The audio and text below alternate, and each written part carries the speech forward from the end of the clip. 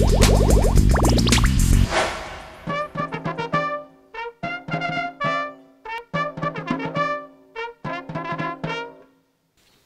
8 mai ne ressemble pas à un 8 mai. Il n'a pas le goût d'un jour de fête. Aujourd'hui, nous ne pouvons pas nous rassembler en nombre devant les monuments de nos villes, sur les places de nos villages, pour nous souvenir ensemble de notre histoire. Malgré tout, la nation se retrouve par la pensée et les 1000 liens que notre mémoire commune tisse entre chacun de nous, cette étoffe des peuples que nous agitons en ce jour dans un hommage silencieux.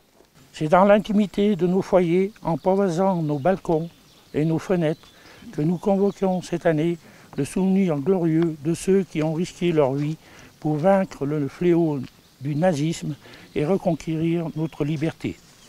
C'était il y a 75 ans. Notre continent refermait grâce à eux le chapitre le plus sombre de son histoire, 5 années d'horreur, de douleur, de terreur.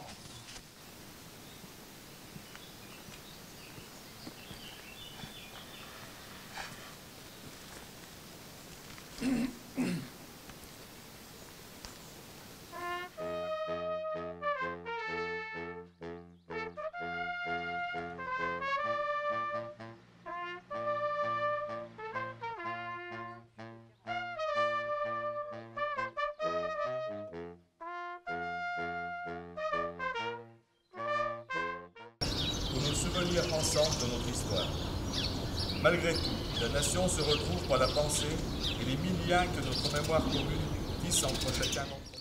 Pour notre pays, ce combat avait commencé dès septembre 1939.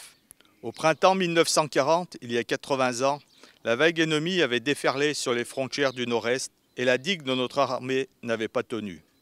Nos soldats, pourtant, s'étaient illustrés à de nombreuses reprises. Ceux de Montcornet, d'Abbeville, de Gembloux ou de Stone, les hommes de Narvik, les cadets de Saumur, l'armée des Alpes avait défendu avec vigueur notre territoire et les couleurs de notre pays. Ils sont ceux de 40. Leur courage ne doit pas être oublié. Dans le crépuscule de cette étrange défaite, ils allumèrent des flambeaux. Leur éclat était un acte de foi et au cœur de l'effondrement, ils laissaient poindre la promesse du 8 mai 1945.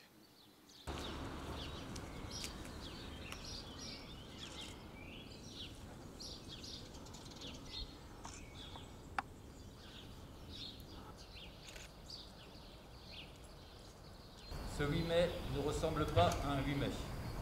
Il n'a pas le goût d'un jour de fête. Cette aube nouvelle fut ensuite conquise de haute lutte par le combat des armées françaises et des armées alliées, par les Français libres qui jamais ne renoncèrent à se battre, par le dévouement et le sacrifice des résistants de l'intérieur, par chaque Française, chaque Français, qui refusa l'abaissement de notre nation et le dévoiement de nos idéaux. La grande alliance de ces courages permit au général de Gaulle d'asseoir la France à la table des vainqueurs.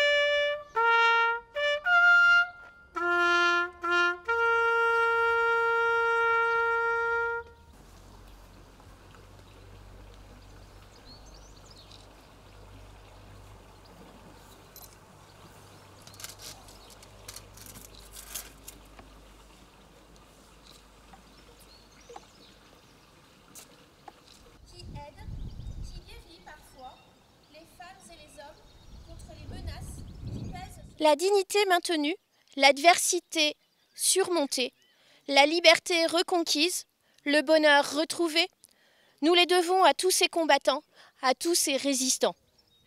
À ces héros, la nation exprime son indéfectible gratitude et sa reconnaissance éternelle. Le 8 mai 1945, c'est une joie bouleversée qui s'empara des peuples. Les drapeaux ornaient les fenêtres, mais tant d'hommes étaient morts, tant de vies étaient brisées, tant de villes étaient ruinées. À la liesse, succéda la tristesse et la désolation. Avec le retour des déportés, les peuples découvrirent bientôt la barbarie nazie dans toute son horreur. C'est dans l'intimité de nos foyers, en pavoisant nos balcons et nos fenêtres, que nous convoquons cette année le souvenir glorieux de ceux qui ont risqué leur vie pour vaincre le fléau du nazisme et reconquérir notre liberté.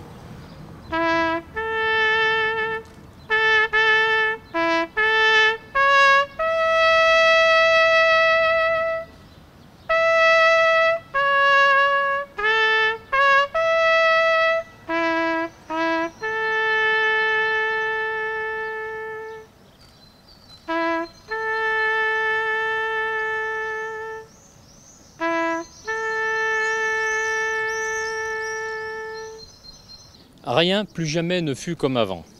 La fragilité révélée de nos vies et de nos civilisations nous les rendit plus précieuses encore.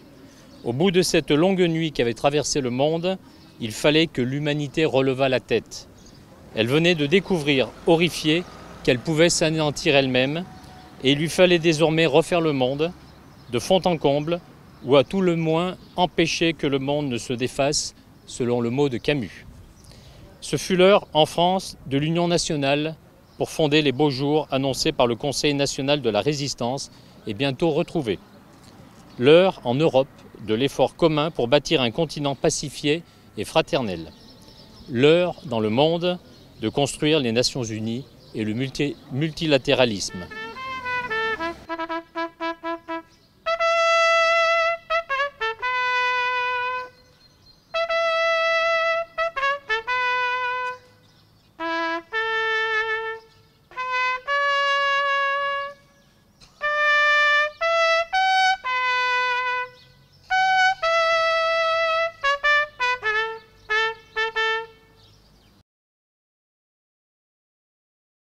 Nous allons débuter cette cérémonie très particulière cette année.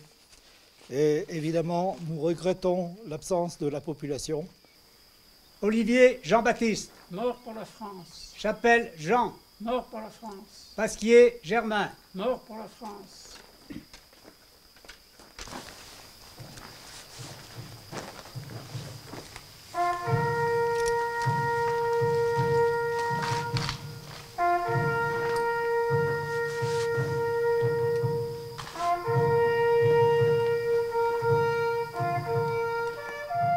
Aujourd'hui, nous commémorons la victoire de ce 8 mai 1945, bien sûr, mais aussi et surtout la paix qui l'a suivie.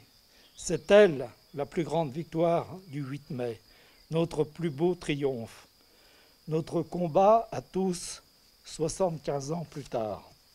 Vive la République, vive la France, Emmanuel Macron.